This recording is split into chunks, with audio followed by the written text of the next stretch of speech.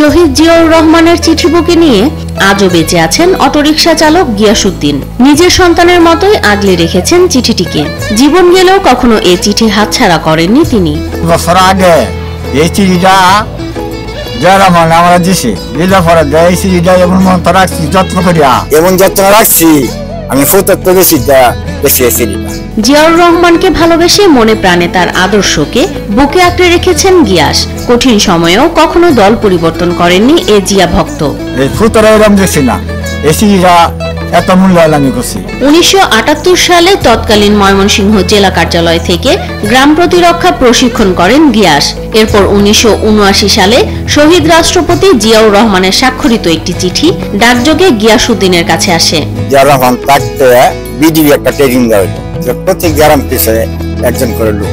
আমি এই বসি করার থেকে আমারও হলো এই ট্রেনিং এর খবর দিলে পরে আমি গেলাম কিশোরগঞ্জে ট্রেনিং দিলাম। ট্রেনিং আইসি পরে দেয়া 1 বছর পরে একটা চিঠি আইছে জিয়াউর রহমানের। বিএনপি দলের জন্য পাগল গিয়াস জিয়াউর রহমানের স্বাক্ষরিত চিঠি পেয়ে আবেগে আপ্লুত হয়ে পড়েন।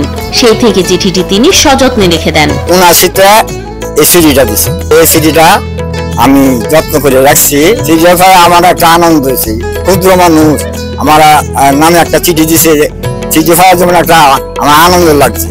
এই আনন্দ হিসাবে এই চিঠিটা আমি যত্ন রাখছি 46 বছর ধরে। এই আনন্দর চিঠিটা আমি কেউ দেখাইছি না, এটা আমার মনে মনে রাখছি, আমার বাড়িতে রাখছি।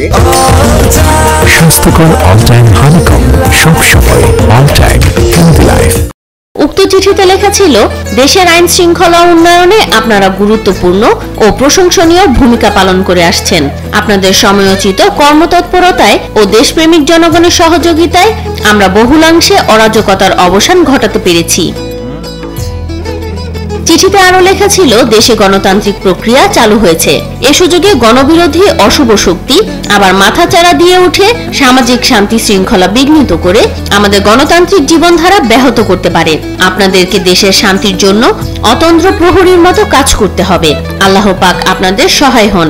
শুভেচ্ছান্তে জিয়াউর রহমান। আমরা যেখানে মূল্যায়ন পাই না, এই দুঃখের পেয়েছি আমি পাচ্ছি যে যারা মানে আদর্শ দাম না থাকে, নতুন লোক আওয়ামী লীগ দেখেছি, জাতীয় পার্টি দেখেছি, হেরায়া এই করবো মূল্যায়ন করবো, কিন্তু আমরা দিন যারা আগে ত্যাগ করেছি আর কোনো খোঁজ জিজ্ঞাসা করে না। সেই থেকে এখন পর্যন্ত গিয়াসউদ্দিন চিঠিটি যত্ন করে রেখে দেন। কয়েকদিন আগে চিঠিটি নিজ ছেলে ও ভাতিজাদের দেখালে তারা অবাক হয়ে চিঠিটি পড়েন। আমরা সবাই অবাক, কিরে এতদিন দেখছি না, কোনোদিন দেখছি না, হঠাৎ করে আব্বার হাতে এত মূল্যবান কাগজ। কিশোরগঞ্জ জেলার হোসেনপুর উপজেলার গিয়াস রিকশা চালানোর পাশাপাশি সময় পেলেই চিঠিটি হাতে নিয়ে স্মৃতিচারণ করেন। প্রেসিডেন্ট জিয়াউর রহমানের মৃত্যুর পর থেকে আজ অব্দি গিয়াস তার সেই অভিজ্ঞতার কথা সবার কাছে বলেন। একটা বিজয় মিছিল আছে বুকের মাঝে শরীফার, হাসপাতাল 15 দিনের মতন আসছে। এই কেসটা আমি 5 বছর চালাইছি।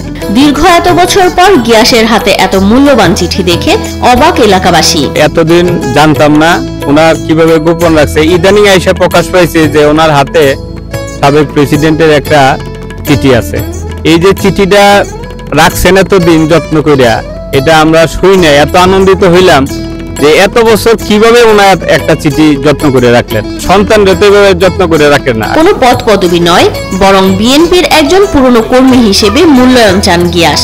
আমি সাইকুন্ডা আগে যারা আমরা বিএনপি করিয়েছি খালেদা তারেক রহমান, যে আমরা যেন আগে যারা আছে যে মূল্যায়ন করে এই জিনিসটা আমার হাতে। পদ পদবি আমি কি চাই, পদ পদবি যদি দিয়ে তো আমি আসি, আর না দিলে করা কিছু নেই। যতদিন বেঁচে থাকবেন দলের জন্য সবসময় কাজ করে যাবেন বলে জানান গিয়াস।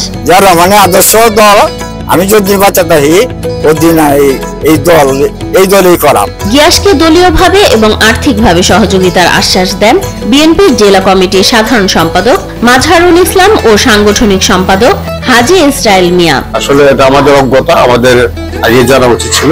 ওনাকে আমরা রাজনৈতিকভাবে এবং আর্থিকভাবে যতটুকু সহযোগিতা প্রয়োজন আমরা অবশ্যই করব, এবং জেলা বিএনপির পক্ষ থেকে ওনাকে রাজনৈতিকভাবে যেখানে পদায়ন করা প্রয়োজন আমরা সেটাই করব।